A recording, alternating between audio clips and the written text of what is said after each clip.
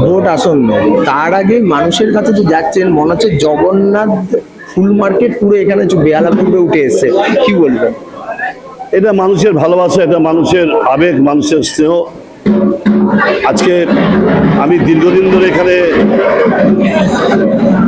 রাজনীতির মাধ্যমে মানুষের সেবা করার চেষ্টা করেছি, মমতা ব্যানার্জির সাহায্য নিয়ে মানুষের সেবা করার চেষ্টা করছি। আজকে তারই ফলস্বরূপ এখানে আমাকে মানুষ সেই স্বতঃস্ফূর্ত সমর্থন, ভালোবাসা দিচ্ছে। বিরোধীরা বারবার বাধা দেওয়ার চেষ্টা করছে আপনার প্রচার নিয়ে। আগে বিজেপি একটা ভিডিও বের করে প্রচার করছে, এখন সিপিএম। প্রচারের কারণ হচ্ছে যে 2019 সালে মিমি চক্রবর্তী যাদবপুর লোকসভা কেন্দ্রে দাঁড়িয়েছিল, সেখানে ভাঙড়ে একটা বিধানসভা থেকে 1,11,000 ভোটে জিতেছিলাম। সেখানে সেই এখানকার সতীর্থ সহযোদ্ধারা আমাকে সম্মাননা দিতে এসেছিল সমস্ত ফুল নিয়ে। সেখানে বলেছিল বামনঘাটার 3টে বুথে আমাদের মানুষ ভোট দেয়নি, যেখানে হিন্দুদের বাস। আমি বললাম তোমাদেরও এরকম লোকের জন্য করতে হবে, ব্যবস্থা নিতে হবে যাতে হিন্দুরা ওদের ভোট না দেয়, আমাদের ভোট দেয়।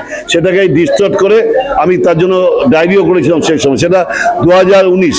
এবার বুঝতে পারছি আজকে 26, এবং সেটা ভাঙড়ের ওখানে যদিও আমি ধরে নেই যে ওরা বলছে যে যেটা আমি করে বলেছি ওটা ডিস্টর্ট করেছে, কিন্তু 2019-এ ভাঙড়ের কথা এখানে নিয়ে এসে আসল কথা যাদের ডান হাত দুর্বল, বা হাত দুর্বল, তারা অজুহাত করেছে। সেই অজুহাত খুঁজছে ওরা। বামেরা এখন বলছে অভয় আন্দোলনে আপনাকে সেরকম ভাবে দেখা যায়নি। অভয় আন্দোলনে আমার যেটুকু করেছি, লোক দেখানো আন্দোলন আমি করি না। এটা মোমবাতি নিয়ে তার বাড়ির লোক অন্যর শ্লীলতাহানি করেছে, এরকম সে মিছিলে লোক নিয়ে আমার কি হবে? আমি প্রমাণ দিয়ে দেবো। এখানে দাঁড়াও না, তো কথা বলতে হবে না।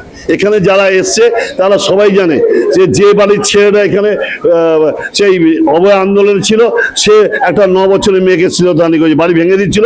আমি এখানকার লোকদের দিয়ে বাঁচিয়েছি, ওদের আবার কি বলবো? আমরা কথা বলে নিলাম বেহালা পূর্বের বিধানসভা তৃণমূল কংগ্রেস প্রার্থী শুভাশিস চক্রবর্তীর সঙ্গে। যতদিন 2024-এর বিধানসভা ভোট যত এগিয়ে আসছে, তত যেন পারদ চলছে এবং তার সঙ্গে বাড়ছে তৃণমূলের প্রচার। রাজবরণের সাথে দেবরুণ চক্রবর্তীর report, vision plus news, Kolkata.